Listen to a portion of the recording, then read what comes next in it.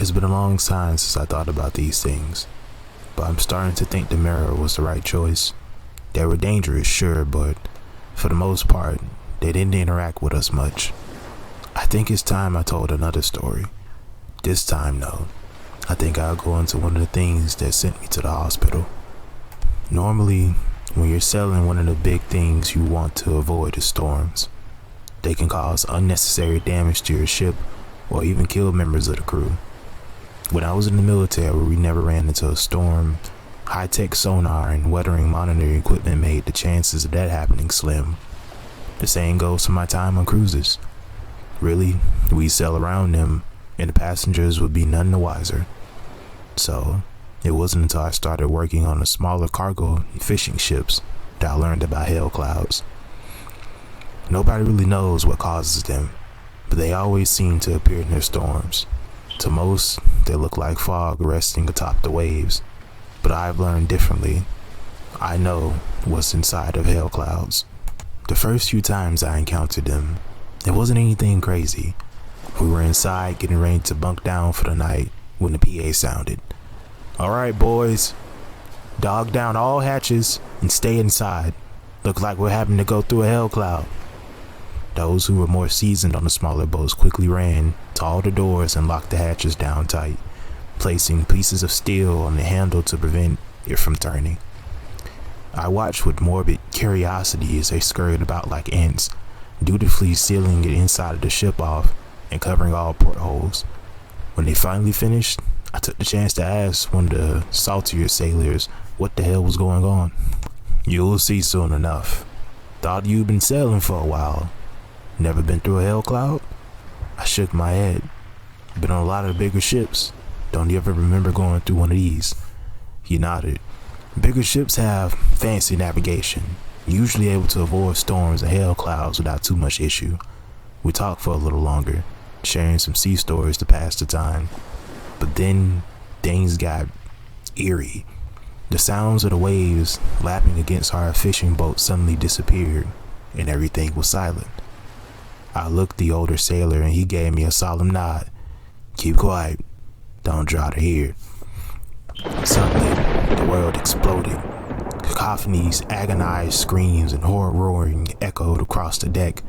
I could hear heavy breaths as something moved outside with movements. It was at the hatch, jiggling in an attempt to open the door, to expose us to the nightmares outside.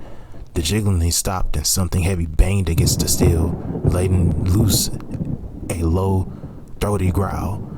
I jumped in shock, but the other guy grabbed me and raised a finger to his lips. The banging continued and the screaming grew louder as the ship began to rock and shake. It was like being in some of the choppiest waters I had ever experienced. I had never gotten seasick, never even come close, but the night when I first went through the Hellcloud, I nearly puked. Soon, the pounding ceased and the screaming began to fade. The churning water stopped tossing our boat and everything seemed to calm down. We unlocked the hatches and checked the outside for damage to the boat. There were dents in the deck and on the hatch, but things were otherwise fine. I breathed a sigh of relief and spoke to the other sailors. We had made sure things were still in working order. "Yep, Hellclouds are weird. A lot of guys think they're portals to other dimensions. Heard stories about ships that got caught up in the Hellclouds. When the clouds disappear, so do the ships. Bermuda Triangle's got a lot of them. All I know for sure, you don't want to get caught outside in one." "You seen the door?" he murmured, monitoring the dented hatch. I went through 7 Hellclouds on that boat. None of them were exactly the same. Some were short, 5 minutes. Others were harassed for hours while strange creatures tried to claw their way into the ship. Every time the damage to the ship was minimal, and every time we just got back to things like nothing happened, until something did. We were sailing somewhere in the Atlantic, and I was on the deck with another deckhand, Greg, and we were finishing up the late shift. Things suddenly got really quiet and the captain frantically came on the PA. "Hellcloud, sail the ship now!" Greg and I exchanged a glance before we bolted for the hatch, but it was too late. The door had been sealed. I felt my stomach sink, and when I looked over to Greg, I could see the color in his face was gone. We were outside. We were outside in the Hellcloud. The anger's roar of 1,000 voices dropped me to my knees. My hands shot through my ears and I wanted to scream in pain, but I couldn't. Weakly, I looked to Greg. He was in the same position. We knelt there, covering our ears as the screams echoed, deafening all of us. My head swam and my vision clouded. I could feel the blood pooling in my clenched hands, and then there were stars. My vision was rocked with a bright light as an intense pressure sent me flying into the wall of the boat. Even through the screams, I could hear the thing growling, but as I opened my eyes, I saw nothing. Within moments of colliding with the hole, I felt myself leaving the ground. I heard the low growl of the creature again as my body was racked with white-hot pain, cooled only by a warm trickle of what I can imagine was my blood.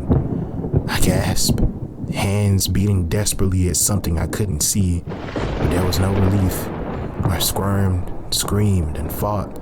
There was no solace, only agony as I felt my body being torn to shreds. Blacking out was a mercy. I was airlifted to the nearest hospital, and that night I died for 4 minutes.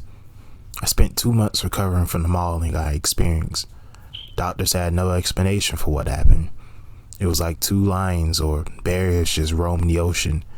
Eventually, it was chalked up to falling overboard and being attacked by wildlife.